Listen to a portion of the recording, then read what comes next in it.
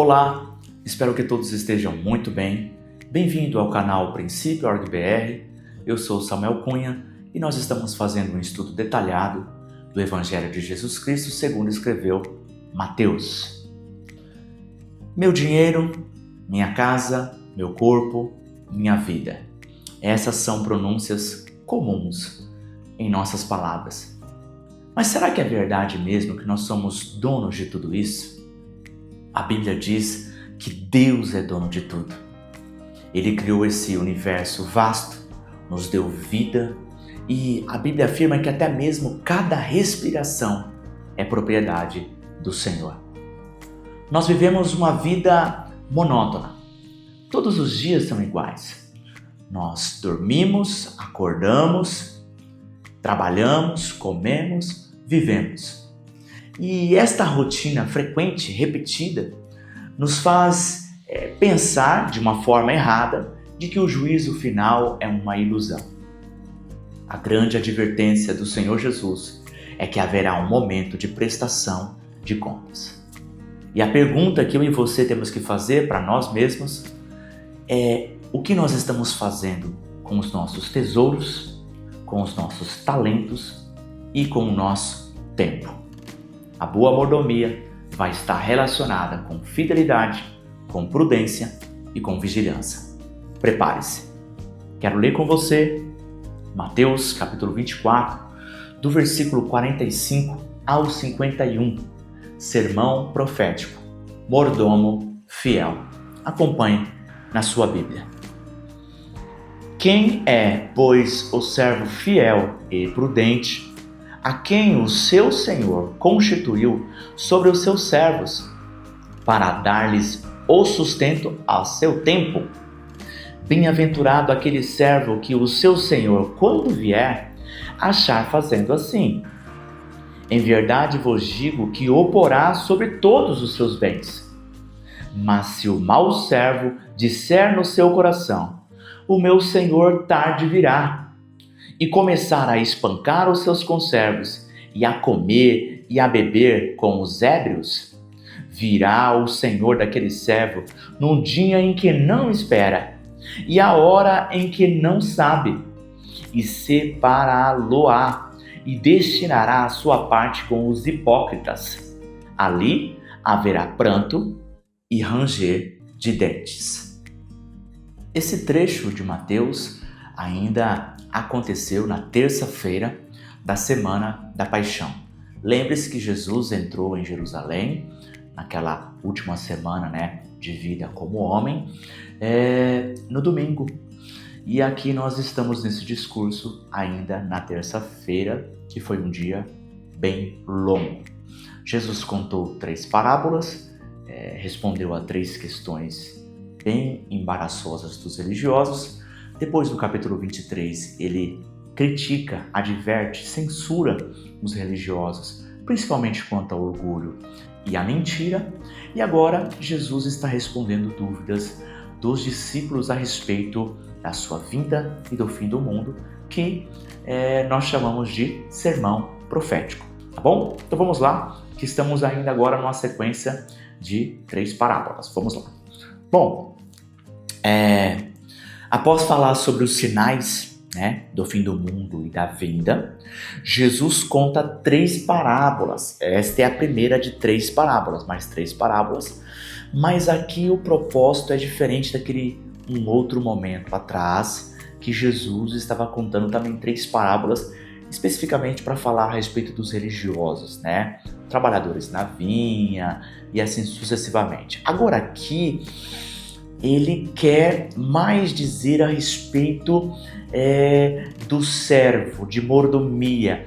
Ele quer advertir e alertar as pessoas que estão ouvindo ele de bom grado, as pessoas que vão servir a ele, que serão servos de Deus, tá? Então aqui nós vamos ter a parábola dos servos, ou servo fiel e infiel, normalmente é chamado assim. A segunda parábola que nós vamos ler será a parábola das virgens, já vai ser no capítulo 25, e logo após ela nós temos a parábola dos talentos, tá bom? Então nós vamos ter aqui essas 3 parábolas que nós vamos tentar se aprofundar, tá? Bom, falando agora a respeito, tá, de mordomia. Tá? Falando a respeito de mordomia, que vai ser o tema dessas 3 parábolas, tá? Nós vamos fazer um estudo sobre mordomia, que é um dos principais princípios de Jesus ensinado nos evangelhos, tá? O termo grego mordomia, oikonomia em grego, tá? Pronúncia grega, significa a administração de uma casa ou dos assuntos domésticos, tá certo? Esse termo original deu origem à palavra economia. Olha isso, curiosidade, né? Se você gosta disso. Então, esta palavra grega deu origem ao que nós chamamos hoje de economia, né? Em português, mordomo é um administrador. Pense como um administrador, né? Gerente ou despenseiro. Nós podemos encontrar essa expressão na Bíblia, dependendo da tradução. Despenseiro também. Nas cartas de Pedro, e assim sucessivamente, tá? Aquele que tem acesso à despensa, né? Despenseiro significa aquele que tem acesso à despensa. Não sei se você já usou esse termo. Na minha infância, minha mãe sempre falava para mim: olha, o arroz está na despensa, né? Então era ali um lugar onde a gente guardava a comida, tá certo? Então, olha, tá lá na despensa, né? Então, aqui nós temos despenseiro, aquele que tem acesso à despensa. E veja que o texto aqui está falando a respeito de alimentação, tá? Nós vamos chegar lá. Uma das principais responsabilidades, tarefas do mordomo era a respeito da alimentação, tá bom? Então, definimos aqui mordomo, né? Mordomo na Bíblia é usado para ilustrar pregadores do Evangelho, 1 Coríntios 4, 1, pastores, Tito 1,7, e também crentes em geral, 1 Pedro 4,10, tá? Nos tempos de Jesus, os mordomos desempenhavam funções relacionadas à administração doméstica. Por exemplo, alimentação, roupas, gestão dos servos, gestão financeira, agenda e hospedagem. Então essas eram algumas tarefas que o mordomo na época de Jesus faziam, tá? Para os seus servos naquela casa, né? O mordomo mora, olha essa expressão que interessante, tá? O mordomo mora em uma rica propriedade, anda em uma carruagem luxuosa, carruagem era um veículo da época, tá? Come do melhor, mas não é dono de nada. Esse princípio é fundamental para nós entendermos melhor e obedecermos a palavra de Deus. Então, não sei se você já viu algum filme a respeito, e que nesse filme tinha lá, sabe, aquele empregado, né, que tem nas mansões, que tinha lá, que ele estava ali quando as pessoas estavam sentadas na mesa, ele fica lá esperando algum comando, né? Ele gerenciava a casa, ele cuidava, ele era um supervisor dos outros empregados, ele cuidava da alimentação, né? Ele cuidava das roupas, ele cuidava da agenda, da hospedagem de terceiros. Essas tarefas eram feitas por um administrador daquela casa. Esta tarefa, é esse tipo de pessoa, esse tipo de função que Jesus está se referindo aqui nesse trecho. Servo fiel, um mordomo fiel. Tá bom? Então vamos lá. Bom, a palavra grega senhor, tá? Que é kurios, significa ter poder ou autoridade, tá? Deixo a referência aqui de um dicionário que eu utilizo pessoalmente, que é o Vini, tá? O próprio Jesus assumiu o título de Senhor, e eu também deixo aqui algumas referências onde o próprio Jesus, ele assumiu esse título de Senhor, tá certo? Os senhores eram proprietários dos seus servos, então nós precisamos entender esse conceito aqui, tá? E aí eu abro aspas para citar um comentário do Bacon, um livro que nós utilizamos aqui para esse estudo, né, que tem bastante referências da cultura e da história daquela época, tá? Então ele diz assim: havia 60 milhões de escravos no Império Romano, época de Jesus, tá? Que ele estava dizendo aqui. E era praticamente impossível questionar ou desafiar o direito de existência do sistema da escravidão. Então, vamos lá fazer alguns comentários a respeito disso aqui. Meu irmão, minha irmã, quando Jesus está se referindo à palavra Senhor aqui, não é o mesmo Senhor que o filho chama, ô pai, o Senhor vai, o filho chamando o pai de Senhor, ou o empregado chamando o seu patrão de Senhor, nos dias atuais, sabe? Quando a gente chama uma pessoa mais velha de Senhor, não é esta a expressão, não é o que esta palavra, kurios, no original grego, ela expressa. Esta palavra Senhor quer dizer que você é um escravo. A melhor palavra traduzida aqui não é servo, é escravo. Então você é um escravo e aquele que é o seu Senhor, ele é dono de tudo que você tem, inclusive até mesmo da sua vida. Você é propriedade do seu Senhor. Então, no contexto do Novo Testamento, e por isso que eu coloquei aqui o comentário do Bico, falando o quê? Que era inimaginável. Então, 60 milhões de escravos haviam naquela época. Então, não adianta eu e você lermos a Bíblia hoje e falarmos, poxa, mas por que havia Império Romano? Por que haviam escravos? Ora, por causa do pecado. As pessoas querem escravizar uns aos outros, querem abusar, da autoridade, do poder. Inclusive, o texto aqui está, criticando esta atitude. Mas o que você precisa entender aqui, nesse primeiro momento, é que quando o texto está falando de servo e senhor, ele está falando daquele senhor, ele é até proprietário desse servo. É os escravos do passado. Tá certo? Então nós precisamos entender este conceito. Não é Senhor apenas como uma referência a respeito, de apenas por palavras. Não, você vive naquela casa, esse servo aqui vivia naquela casa e ele não era dono nem da vida dele. O dono da vida dele era o seu Senhor, tá bom? Então, esse ponto aqui é importantíssimo para que nós possamos entender. Jesus é Senhor dos céus e da terra. A terra é do Senhor e toda a sua plenitude. Está em Salmos e também nas cartas de Paulo. Então, Jesus, quando foi orar ao Pai, ele disse, graças te dou ao Pai, Senhor dos céus e da terra. Ou seja, Senhor é propriedade. Ele é dono, tá certo? E Jesus também, no final de Mateus, vai dizer, toda a autoridade me foi dada, tanto no céu como na terra. Ou seja, ele é Senhor. E Apocalipse ele vai dizer que ele é Senhor dos senhores. Então, não há dúvida, Jesus é Senhor. Mas o que eu quero frisar aqui é que essa expressão Senhor, ela está dizendo que é Senhor ao ponto de até mesmo ser o dono das nossas vidas.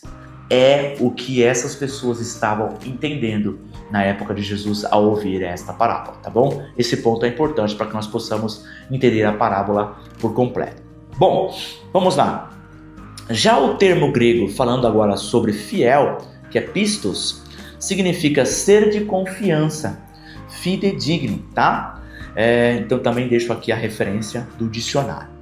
Um mordomo será fiel se diligentemente obedecer às ordens do seu senhor enquanto durar o tempo da sua mordomia.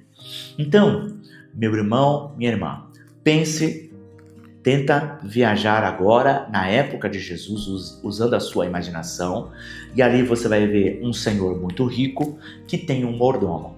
O que é um mordomo fiel? Mordomo fiel é aquela pessoa de confiança.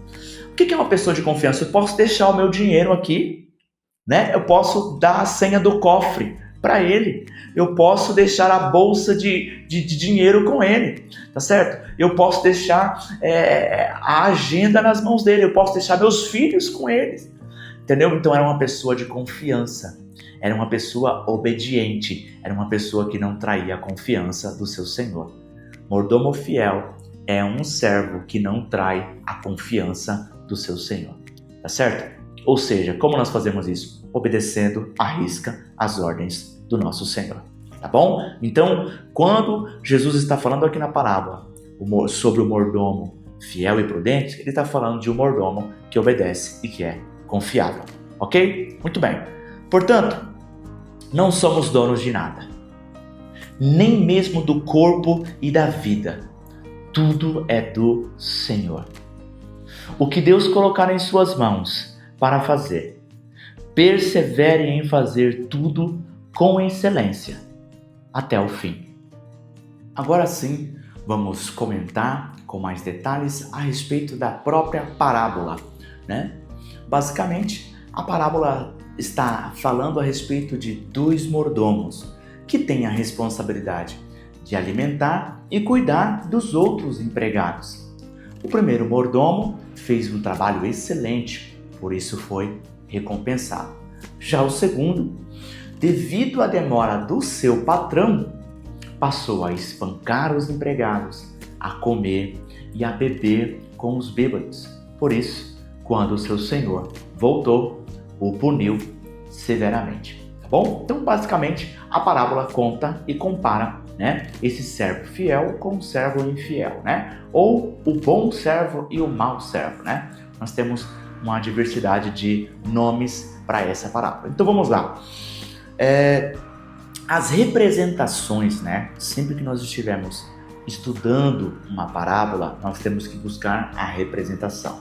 Tem que tomar cuidado para não exagerar nessas representações, nesses significados, porque normalmente as parábolas elas têm uma mensagem principal e algumas que são, vamos dizer assim, secundárias, né? Tá? Mas aqui está muito evidente. É uma parábola extremamente simples de nós identificarmos tanto as representações como também a mensagem, né, desta parábola. O próprio Jesus no final fala qual é a mensagem. Bom, as representações da parábola são muito claras. Primeiro, quem é o Senhor da parábola, né? Quem é o Senhor da parábola que sai por um instante e depois volta? Evidentemente que é uma representação de Jesus Cristo, tá? Então Jesus está se colocando ali também como Senhor, tá?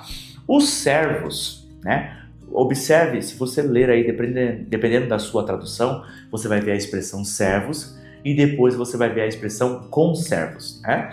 Então, é como se fossem servos que lideram, né? E outros servos. Então, os servos são mordomos, são líderes cristãos, né? São líderes cristãos.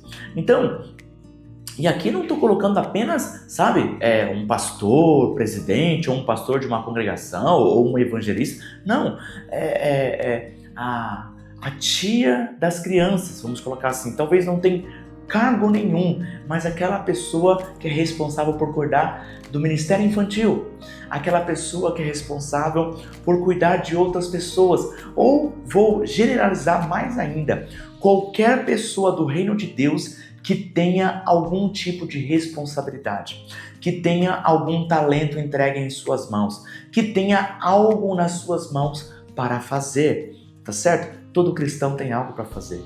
Pode orar, pode aconselhar, pode interceder, pode ler a Bíblia, pode evangelizar, né? Então, todo cristão está aqui, de alguma forma, tem um trabalho a fazer, tá certo? Mas aqui nessa expressão, Jesus está separando aquele que tem um trabalho a fazer de cuidar de outras pessoas, tá? Especificamente nessa parábola. Então, já os conservos são os outros empregados, né? Então, pense assim, Jesus, um pastor e as ovelhas, tá certo? Em uma congregação. Então, esse pastor seria o mordomo.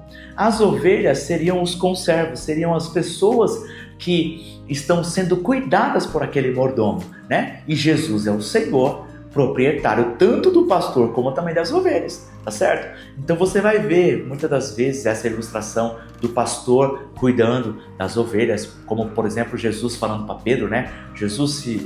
Pedro, se você me ama, apacenta as minhas ovelhas, né? Olha isso, que interessante. As ovelhas é de quem? É de Jesus. E Pedro também é de Jesus, né? Então aqui nós vemos Senhor, né? O servo e o conservo, ou Jesus, um pastor e as ovelhas. Mas nessa figura de pastor, estou apenas dando um exemplo, é qualquer pessoa que tem alguma responsabilidade que foi dada pelo próprio Deus ou pelo Senhor Jesus. Tudo bem? Acho que está claro. Bom, a respeito da representação, tá? No reino de Deus, uns devem servir aos outros. É assim no reino de Deus, deve ser assim, tá? Por exemplo, o que nós podemos fazer? Vou dar aqui alguns exemplos. Ensinar. A gente pode orar uns pelos outros, né? A gente pode aconselhar uns aos outros, né? A gente pode doar algo que nós temos, né, para o outro, como comida, como dinheiro, como tempo e assim sucessivamente. Então, nós devemos servir uns aos outros. E aqui Jesus está falando como você está servindo. Você está sendo um bom servo ou você está sendo um mau servo? Tá certo? Você está sendo um servo fiel ou você está sendo um servo infiel? Esta é a ideia principal aqui da parábola. Tudo bem? Vamos lá. Um conceito importante da parábola é que todos somos servos do Senhor com responsabilidades diferentes. Nós vamos ver isso aqui com uma ênfase maior na parábola dos talentos, que é a terceira parábola desta sequência que nós vamos estudar, tá bom? Sobre mordomia. Então, na parábola dos talentos, isso vai estar mais enfatizado, tá bom? Bom, mas é um ponto que aqui está frisando também. Aquele senhor, ele é proprietário do servo e também é proprietário dos conservos. Ele é proprietário daquela casa, ele é proprietário dos bens, aquela comida que o servo estava comendo era do Senhor, aquela bebida que o servo estava bebendo era do Senhor, tá certo? Os conservos que aquele servo estava espancando era do Senhor, ou aqueles empregados que o mordomo estava espancando era do Senhor, tudo era do Senhor. Esta mensagem está extremamente implícita aqui, tá bom? Então é um ponto importante para que nós possamos entender melhor essa parábola. Bom, a parábola também reforça, tá? Um princípio importante do reino de Deus. Olha que curioso, é importante, mas também é curioso, tá? Qual é a recompensa por um bom trabalho? Nos nossos dias, né? Quando alguém faz um trabalho, o que a gente faz, né? Na nossa sociedade de hoje, dá um bônus, né? Dá dinheiro, paga aquela pessoa. No reino de Deus não é assim. No reino de Deus, a recompensa por um bom trabalho é mais trabalho. Você pode perceber nos princípios de Jesus, nos evangelhos, com muita frequência. Você vai ver isso também na parábola dos talentos. A recompensa por um bom trabalho é mais trabalho. Tá certo? Então, até no Antigo Testamento, você vai ver esse princípio sendo realizado. Então, posso dar um exemplo aqui que me vem à memória, por exemplo, José do Egito. Então, se ele fez um bom trabalho na casa do pai, eu vou colocar ele em mais trabalho, na prisão, né? Pode colocar na casa de Potifar como mordomo, inclusive o José foi um mordomo na casa de Potifar, tá certo? Então, ele era um administrador ali naquele lugar, tá certo? Então, se ele fez um bom trabalho, Deus vai colocando ele em outros lugares para ter mais trabalho. Então, José fez um bom trabalho na casa de Potifar, depois fez um bom trabalho na prisão, e quando ele foi aprovado nesse teste, o que Deus faz? Agora eu vou te colocar, governador do Egito. Então, esse princípio, quando você faz um bom trabalho no reino de Deus, a recompensa é mais trabalho. Deus coloca você em maiores responsabilidades, tá certo? Então, esta é a maneira de ser promovido no reino de Deus. Mas vamos lá, andando. Então, nós falamos a respeito do bom servo, né? Principalmente aqui do versículo 45, 46 e 47. Agora vamos do 48 ao 51, falando e entendendo quais são as características, qual foi a atitude do mau servo, tá? Para o mau servo, a demora do seu senhor, do seu chefe, do seu patrão, né, foi uma tentação. E como é uma tentação para mim, para você, meu irmão e minha irmã, quando Deus, entre aspas, demora. Quando Deus demora sobre a nossa ótica. Deus não demora, o tempo dele é perfeito. Mas como dói para mim, para você, quando nós estamos ansiosos, esperando uma resposta, esperando que Deus faça hoje, amanhã, semana que vem, e Deus, segundo a sua soberania, por amor, demora 1 ano, 3 anos ou 10 anos para fazer aquilo que Ele prometeu, tá certo? Então, para o mau servo, a demora do Senhor foi uma tentação. Isso é um sinal de infidelidade, imprudência e descuido, tá bom? O coração dele foi testado e reprovado. Ele disse no seu coração: o meu Senhor tarde virá. Olha isso, o meu Senhor tarde virá. Então, quando ele teve esse pensamento, as ações, o que ele pensou aqui no coração, refletiu em ações externas. Normalmente vem de dentro para fora aquele pecado, né? Então, quando ele pensou no seu coração, meu Senhor tarde virá. Olha isso. E o que importa se o Senhor tarde virá? Nós vamos ser fiéis, nós deveríamos ser fiéis. Se o Senhor vier rápido, se o Senhor demorar ou vier rápido, nós devemos, da mesma forma, sermos fiéis. É uma das lições que a parábola está querendo ensinar para mim e para você. Bom, o mau servo passou a abusar do poder. Olha como nós temos esse problema hoje em dia. Na igreja, nas congregações, abuso de poder. Tá certo? Como? Espancando os servos do Senhor, né? Além disso, o segundo problema dele foi que ele priorizou os prazeres dessa vida, como comer e beber com os bêbados. Então, aquele mau servo, ele pensou consigo mesmo: como meu Senhor está demorando, e aí eu vou dar uma forma mais prática para a gente entender. Como ele vai demorar? Como ele já demorou 1 ano, ele vai demorar mais 2, ele vai demorar mais 5. Meu Senhor viajou e como já faz 1 ano que ele não volta, eu não aguento mais trabalhar. Pense, coloque no lugar daquele servo. Já faz 1 ano que meu Senhor foi e não volta. Vai lá saber se ele está vivo ainda. Ele vai demorar. Ele não vai voltar nunca mais. Ele vai demorar daqui 5 anos, ele volta. Então, enquanto isso, eu vou maltratar os servos, porque eu não aguento mais esses servos todo dia ter que servir eles. Tá certo? Eu vou passar mesmo a me divertir. Eu vou passar mesmo pegar aquilo que é do meu Senhor, o dinheiro dele, a comida, a despensa está cheia, eu vou passar a comer. Deixa os outros servos passando fome. Eu vou comer, eu vou beber com os meus amigos. Eu vou me divertir. Essa é a ideia que Jesus está querendo transmitir aqui. Nós precisamos se colocar no lugar desse mau servo. Nós precisamos se colocar no lugar do bom servo e nós precisamos se colocar no lugar do mau servo para ver se isso não está acontecendo comigo, com você ou na nossa congregação. E é tentador,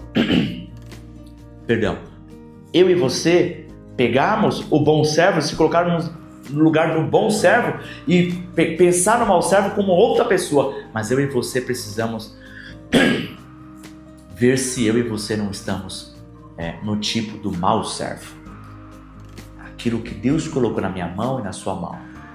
Nós estamos abusando do poder, nós estamos abusando de comer e beber, porque até mesmo a comida e a bebida é Deus quem dá para mim e para você, é Ele o proprietário, né? E nós estamos deixando de fazer o trabalho que Deus colocou na minha mão e na sua mão. Um trabalho com fidelidade, com prudência, com excelência. Eu e você precisamos fazer este exame, tá? Então vamos lá. Jesus então reafirma que não sabemos o dia nem a hora que será a volta do Senhor. E aí eu leio de novo o texto do versículo 50.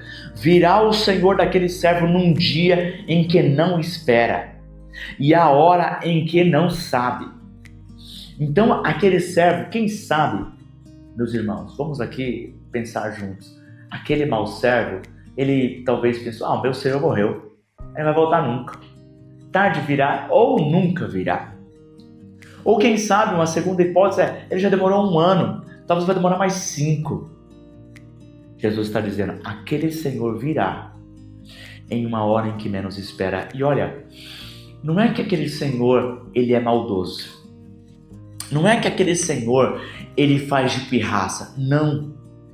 Quando, meu irmão e minha irmã, nós, seres humanos, cometemos um erro e não somos pegos, e não tem a punição imediata, nós temos o hábito de permanecer no erro e viver de uma maneira descuidada, sem cuidado, sabe? Uma maneira imprudente, de uma maneira abusando, sabe? Então, eu já disse aqui em outros vídeos, sabe aquele ladrão que está há 10 anos roubando e nunca foi pego?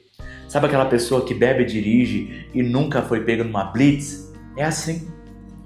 Então, no primeiro momento, todo mundo tem atenção, sabe? Aquela adrenalina, aquele medo, faz tudo com diligência e com prudência. Agora, depois de 10 anos, faço de qualquer jeito, nunca fui pego, né? Então, é isso que Jesus está querendo expressar aqui. Aquele mau servo vai ser pego de surpresa. Não porque o Senhor vem com esse propósito de pegar ele de surpresa, não. É porque a pessoa, ela está vivendo uma vida despreparada. Ela está vivendo uma vida relaxada. Ela se acostumou a viver uma vida de abuso do poder, de abuso dos prazeres. Uma vida de pecado. Tá bom? Agora, nós vemos aqui que a expressão separar, tá? A palavra julgamento tem relação com separar. A palavra julgamento no original grego, ela tem relação com isso, ó. Lembre-se lá na parábola do joio e do trigo, julgamento é separar. Lembra Jesus? Nós vamos ver aqui no capítulo 25, e ele vai separar os bodes das ovelhas. A palavra julgamento separa, tá bom? Tanto no trigo como no joio. Tá? E os anjos de Deus, lá em Mateus 13, e os anjos de Deus vai separar o trigo do joio. Aqui no Mateus 25 vai separar os bodes das ovelhas, tá? E aqui novamente, justiça. A expressão de juízo tem relação no seu original, está ligado com separar, tá? Então, eu me lembro, acho que já disse isso em um vídeo anterior, que na minha infância, minha mãe, ela escolhia feijões, né? Então ela separava feijão. Ela separava os feijões aqui que estavam podres, né? Dos que dava para aproveitar para cozinhar e para comer, né? Que estavam aptos para servirem de alimentos, né? Então minha mãe, hoje a gente não faz mais isso, né? Que a gente compra lá e não tem, raramente você encontra um feijão podre, né? Um feijão estragado ali dentro de um pacote, mas há 30 anos, 25 anos atrás, minha mãe, eu me lembro dessa imagem, minha mãe fazendo isso. Então, a palavra julgamento tem relação com separar o que serve e o que não serve, separar o podre com o que tá bom, com o que se aproveita, tá certo? Então eu e você precisamos estar naqueles vinde a mim, né? Olha, vinde benditos do meu Pai pro reino que está preparado, e pro outro apartai-vos de mim. Vai haver esta separação, tá? Aquele mau servo era um joio na plantação de trigo. É esta mesma expressão, essa mesma mensagem que Jesus está querendo transmitir aqui, tá bom? Vamos lá. O mau servo irá para onde estão os hipócritas. O que tem a ver hipócritas aqui, né? Uma pessoa mentirosa, uma pessoa que tem uma máscara. A palavra hipócrita tem relação com isso, né? Então, o que isso quer dizer? Pois ele confessava a Cristo. Esta é a mensagem. Então eu confesso Cristo, mas não vivi uma vida de obediência. No inferno haverá pranto e ranger de dentes. Então, aquele servo, enquanto o seu senhor estava perto, estava ali, né, perto, estava sendo visto, ele era uma pessoa. Quando o seu senhor saiu, ele mostrou verdadeiramente o que tinha no coração dele. Ele era, desde o início, ele era um servo mau. Então, quem você é na igreja, quem você é no seu trabalho, quem você é na sua casa, quem você é no trânsito, quem você é quando ninguém, entre aspas, está te vendo. Quem você é quando você está sozinho, na frente do computador, em um trânsito, quem você é quando você está com amigos ímpios, quem você é quando ninguém que te conhece pode te ver, está te vendo, né? Lembre-se, Deus está vendo tudo. Então é esta pessoa que nós devemos temer. Não devemos temer o olhar dos homens, mas devemos temer o olhar de Deus. Tá bom? Bom, no inferno, segundo Jesus, haverá pranto e ranger de dentes. Portanto, minha recomendação: ore e peça para Deus te trazer à memória responsabilidades que foram entregues a você e que, com o passar do tempo, você deixou de fazer. Então faça essa oração sinceramente a Deus, que eu também possa fazer. Faça essa oração e fala: Deus, quais responsabilidades o Senhor me deu nas minhas mãos e com o tempo eu esqueci delas, tá? Arrependa-se, confesse e ore por ânimo e força para voltar ao trabalho com excelência e por amor. Vamos agora aplicar esta parábola para a minha e a sua vida nos dias atuais. E o primeiro princípio, a primeira aplicação, e é importante que seja a primeira, dessa parábola, é que nós precisamos entender e aceitar e acreditar e viver de acordo de que tudo é do Senhor. Nossa vida, nosso corpo, nosso cônjuge, nossos filhos, nossos bens, nossa casa, nosso carro, nosso trabalho, o dinheiro, nossos talentos. E quando eu digo talento, um talento de pregar, um talento de ensinar, um talento de interceder, um talento de cantar, um talento de falar de Jesus, de evangelizar. Algumas pessoas têm mais aptidão para isso do que outras. E até mesmo o nosso tempo. Tudo o que nós temos, de pequeno ou de grande valor, é do Senhor.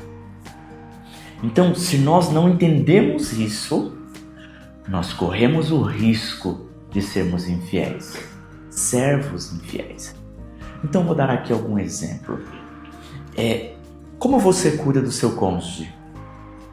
O marido precisa entender que aquela mulher, a sua mulher, entre aspas, ela é uma filha de Deus e Deus deu ela na sua mão para você amar a ela. A mulher, de igual modo, precisa entender que o seu marido é um filho de Deus e Deus colocou ali naquele lar como um líder e você precisa respeitar aquele líder.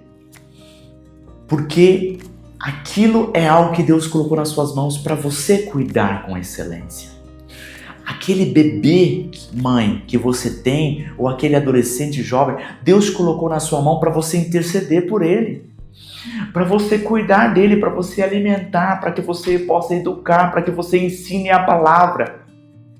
Pastor, cada membro daquela congregação são filhos de Deus, são servos de Deus, que Deus colocou na sua mão para que você possa cuidar. Então veja que como esse princípio é importante. Eu posso dar outro exemplo. Cada dinheiro, cada salário que vem na sua mão é Deus quem está dando para você. Deus é o proprietário e colocou nas suas mãos para que você seja um mordomo fiel, para que você seja um servo fiel, para que você administre com excelência. Então, como você está cuidando do seu corpo? Como você está cuidando do seu sono? Como você está cuidando do seu tempo? Como você, no seu trabalho, Deus te deu aquele trabalho, e se você tem que trabalhar como se fosse para o Senhor. Então, esse princípio de que tudo que nós temos, na verdade, em uma primeira instância, é de Deus, e Ele deu a nós para que possamos administrar bem, vai resolver, ou vai, se nós entendermos esse primeiro princípio e acreditarmos nele, nós vamos ser servos fiéis, consequentemente. Agora, se nós suspeitarmos disso e falar, não, isso aqui na verdade é meu, o dinheiro é meu, o tempo é meu, a vida é minha, não é uma frase que a gente sempre repete, né? E ouve, a vida é minha, isso não tem nada a ver com a minha vida. Não, na verdade a vida não é sua, a vida é do Senhor. Cada respiração é do Senhor. É um tempo de oportunidade para arrependimento. Tá bom? Então essa é a primeira aplicação. Precisamos entender. Tudo é do Senhor. Não somos proprietários de nada. Está em nossas mãos para administrarmos. Tá bom? Esse é o primeiro princípio importante. Vamos para o segundo? Tudo que chegar em suas mãos para fazer, faça com fidelidade de todo o coração. Vou repetir de novo, de todo o coração. Porque se você não fizer de todo o coração, assim que demorar, assim que você estiver sozinho, assim que surgir uma oportunidade, você vai ser infiel. Porque se você fizer de todo o coração, por amor, né? Ah, pastor, eu não consigo, então ora que Deus te capacita. Tá certo? Eu não consigo, então eu também não consigo. Quem capacita é Deus. Só que às vezes nós confiamos, né? E lá dentro estamos fazendo por orgulho, estamos fazendo por medo, estamos fazendo por causa de um salário que recebemos, estamos fazendo para receber elogios de pessoas. Não. Ore para que Deus coloque no seu coração a motivação certa. Fazer por amor a Ele. Quando nós fizermos desta forma, nós vamos ser servos fiéis. Tá bom? Mesmo que o Senhor demore. Como se fosse o Senhor Jesus e Ele te recompensará. Leia depois Colossenses 3, versículo 23 e 24, que ali vai falar, tudo que for fazer, faça como se fosse ao Senhor. Então, a tia, né? Estou chamando de tia aqui, mas a pessoa responsável por cuidar das crianças, cuide daquelas crianças como se fosse cuidar de Jesus Cristo. Aquelas crianças são do Senhor, os meus pequeninos. O Pai não quer que nenhum deles se percam, tá certo? Aquele que é responsável por cuidar dos casais, cuide como se fosse do Senhor Jesus. A esposa, cuide do seu marido como se fosse aquele marido é um filho de Deus. O marido, ame a sua mulher como se aquela fosse uma filha de Deus que Deus deu na sua mão para cuidar. Cada filho, cada salário, cada tempo, cada ministério, cuide como se fosse para o Senhor Jesus. Tá certo? É uma dica, é uma forma prática de poder ser um servo fiel. Tá bom? Não abuse da autoridade que Deus te deu. Tá bom? Agora que eu falo de líderes, principalmente, ofendendo as ovelhas de Cristo, sempre as corrija em amor. Meus irmãos, é inevitável que um líder não tenha que corrigir, né, as pessoas pelas quais estão sob seu comando, sob a sua liderança, né? Pense, um pai nunca corrigiu os filhos. Olha, ele precisa corrigir seus filhos. Um pastor precisa corrigir as ovelhas, né? Um líder de uma congregação vai corrigir os seus membros, né? Um líder de jovens vai ter que corrigir os seus jovens, aconselhar, exortar. Isso é necessário. Vai errar se não fazer, né? Mas o ponto aqui é o abuso de poder. Aquele mau servo, ele passou a espancar, tá certo? Então aqui, ele passou a espancar aqueles servos como se ele fosse proprietário, né? Ele passou a abusar do poder, tá certo? A motivação foi violência, não amor. Então, corrija, sim, corrija. É um dever de cada líder corrigir. Motivado pelo quê? Pelo amor. Sabe, não corrija para mostrar autoridade. Não corrija para que os outros possam ver que quem manda é você. Não faça isso. Então sempre examine o porquê você está corrigindo. Sabe, então, um pai que pega um filho e fala, filho, não faça mais isso. Por que o pai está fazendo aquilo? Com um receio, porque ele não quer que o filho se perca. Né? Ele não quer que o filho se perca. Agora, se você líder, se eu e você como líderes, se colocarmos e queremos corrigir os outros, humilhando os outros publicamente, com o propósito de se exaltar, aí é orgulho. Aí é mágoa. Aí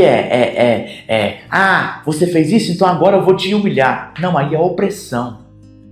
Tá certo? Então, precisamos entender a maneira de corrigir, a maneira de exortar, sempre motivado por amor. Tá certo? É bem verdade que às vezes vai haver disciplinas, mas até na disciplina, sabe? Os pais chegam no filho e falam, você vai ficar tanto tempo sem videogame, você vai ficar tanto tempo sem televisão, você vai ficar tanto tempo, foi mal na prova? Pois então agora vai estudar triplicado. O tempo que você tem reservado para estudar, agora você não vai brincar, você vai ter que passar um tempo estudando. Ora, né? Isso, a criança vai gostar disso, o adolescente, o jovem vai gostar dessa atitude, dessa disciplina? Não, mas é por amor, tá certo? Então, movido por amor, não para mostrar que manda, não com motivo de mágoa, não por raiva, tá certo? Mas movido, o pai sabe e quer o bem do seu filho, tá bom? Então vamos lá. Outra aplicação que nós observamos aqui nessa parábola. O prazer é viciante. Não permita que o prazer controle sua vida ao ponto de pecar para comer, para beber ou para fazer sexo, por exemplo. Então, meus irmãos, esses princípios aqui, esses exemplos, né, comer, beber ou sexo, tudo está relacionado com a dopamina, que é um neurotransmissor, né, ou hormônio do prazer, certo? Então, o conceito é o mesmo, tá? Mas tudo isso, tanta comida, bebida, o sexo e algumas outras coisas, os jogos, por exemplo, são viciantes, né? Então esta pessoa aqui, quando ela começou, né, ela logo se viciou, esse servo mau, né, na parábola. Então, o prazer é viciante, tá? O abuso do prazer é viciante. Então não permita que o abuso do prazer controle a sua vida, tá certo? Ao ponto de qualquer coisa que Deus criou para a nossa sobrevivência, como comer, como beber, como o sexo, como a reprodução, e isso controla a sua vida, tá certo? Então, não permita que o prazer te controle, assim como controlou esse mau servo, tá certo? Então, é mais uma aplicação para a minha vida e para a sua vida. Vamos andar. Você não sabe quando Jesus voltará e também não sabe quando você irá morrer. Então não viva brincando com o destino eterno da sua alma. Olha isso, né? Obedecer a Deus é uma escolha inteligente e muito vantajosa. Obedeça a Deus é o melhor que eu e você podemos fazer. Ore, peça para o Espírito Santo trazer à memória um trabalho que Ele colocou nas suas mãos para que você possa voltar a trabalhar, voltar a servir, a fazer aquilo que Deus colocou na sua mão com excelência. Nós não sabemos como Jesus virá. E se Ele vier rápido ou se Ele demorar para vir, não importa para mim e para você. Não deve importar, não deve influenciar em nós obedecermos ou não. Melhor do que aquelas pessoas que vão confessar Jesus como Senhor apenas na última semana da sua vida. O melhor mesmo é desde criança, é desde adolescente, é desde jovem, desde a vida de solteiro servir a Jesus, porque é maravilhoso servir a Jesus com obediência. É muito bom servir a Deus, porque as consequências de obedecer a Deus são só boas. Para você não adulterar, para você não matar, para você não roubar, para você não sentir ódio das pessoas, para você ter uma consciência limpa, para que você tenha uma vida de oração. Sempre que você estiver preocupado, ansioso, você pode entrar no seu quarto e ter Deus como seu aliado, alguém para você se abrir. Então é muito bom servir a Deus, é maravilhoso servir a Deus, só tem vantagem e será uma decisão inteligente. Tá bom? Deixo a minha recomendação para você. Eu concluo este ensinamento com esta palavra para mim e para você. Examinando a si mesmo, e eu também faço essa análise para mim, com sinceridade. Você está mais para um mau servo ou para um servo fiel e prudente? Faça essa pergunta para si mesmo. Faça também para Deus, se você está sendo um mau servo, uma pergunta para Deus, né, em oração, se você está sendo um mau servo ou um servo fiel e prudente, e que Deus possa responder a você. Preste atenção na resposta e que Deus abençoe e tenha misericórdia das nossas vidas. Até a próxima.